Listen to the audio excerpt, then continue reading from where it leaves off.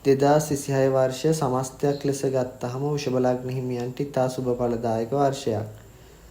දෙසැම්බර් මුල දක්වාම රාහු 10 වෙනිදා ගෝචර වෙන නිසා වෘෂභ ලග්න හිමියන්ට තමන්ගේ රැකිරක්ෂා කටයුතු, වෙළඳ ව්‍යාපාර කටයුතු, ක්‍රීඩා කටයුතු ආදී සියලු කටයුතු වලින් ඉතා හොඳ ප්‍රතිඵල ලබා ගන්න පුළුවන් තත්ත්වයක් පෙන්වුම් කරනවා. 2026 වර්ෂය වෘෂභ ලග්න හිමියන්ගේ දක්ෂතාවයන් සමාජයට හොඳින් ප්‍රකට වෙන වර්ෂයක්. ඒ නිසා උන්ට රැකියාවේ උසස් වීම ලැබීම හා නායකත්ව තනතුරු හිමිවීම සිද්ධ වෙනවා. මේ වසර IT ශාස්ත්‍රය, මාධ්‍ය ශාස්ත්‍රය, ඔන්ලයින් ව්‍යාපාර හා ක්‍රීඩා ආදී ශාස්ත්‍රවල වැඩ කරන වෘෂභ ලග්න හිමියන්ට විශාල ජයග්‍රහණ ලබා ගන්න පුළුවන් වර්ෂයක්. නමුත් ඔබ රැකියාවේ හා ව්‍යාපාර කටයුතු වලදී කාර්යබහුල වීමකුත් පෙන්වුම් කරන නිසා ඔබ හොඳින් කාල කළමනාකරණය කරගෙන වැඩ කටයුතු සිද්ධ කරන්න අධිෂ්ඨාන කරගන්න ඕන.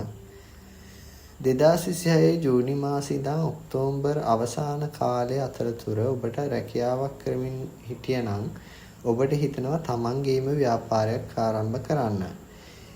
මේක ඇත්තටම ගුරුමාරුවත් එක්ක සිද්ධ වෙන දෙයක්. නමුත් මේ වෙලාවේ රාහු 10 වෙනිදා ගෝචර වෙන නිසා එවැනි කටයුතු වලට අත ගැහිම හොඳ දෙයක්. ඒකෙන් හොඳ ප්‍රයෝජනයක් ලබා ගන්න පුළුවන්. ඒ වගේම ශනි ග්‍රහයා වර්ෂයේ පුරාම 11 වෙනිදා ගමන් කරන නිසා ආදායම් තත්ත්වයේ ඉතා යහපත් වෙනවා. දිගු කාලීන අරමුණු ක්‍රමානුකූලව සාර්ථක කරගන්න පුළුවන් තත්ත්වයක් ඇති වෙනවා. ඒ වගේම ව්‍යාපාර වලින් හොඳ ලාභ ලැබෙනවා. නෙප්චූන් 11 වෙනිදා නිසා ඔබ නිර්මාණශීලී කටයුතු කරලා ඒකෙන් ආදායමක් උපයා ගන්න ඔබ බලාපොරොත්තු වෙනවා නම් ඒක හොඳින් කරගන්න පුළුවන් වෙනවා. එහෙමත් නැත්නම් ඔබ ඔබේ නිර්මාණශීලී හැකියාව පාවිච්චි කරලා ඒක සමාජය වෙනුවෙන් වෙනත් ප්‍රතිඵලයක් අපේක්ෂාවෙන් කටයුතු කරනවා නම් ඒ අපේක්ෂිත ප්‍රතිඵලය ඔබට අනිවාර්යයෙන්ම ඒ නිර්මාණශීලී කටයුතු වලින් ලබා ගන්න පුළුවන් හැකියාව ඇති වෙනවා. නමුත් 2031 දක්වාම වෘෂභ ලග්න හිමියන්ගේ ලග්නය මත යුරේනස් ග්‍රහයා ගමන් කරනවා. ඒ නිසා ඔබට අධික කේන්තිය ඇති වෙනවා.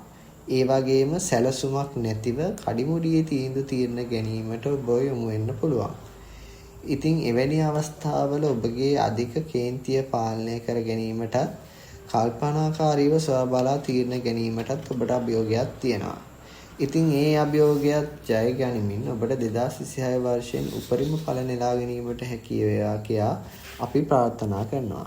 බොහොම ස්තුතියි.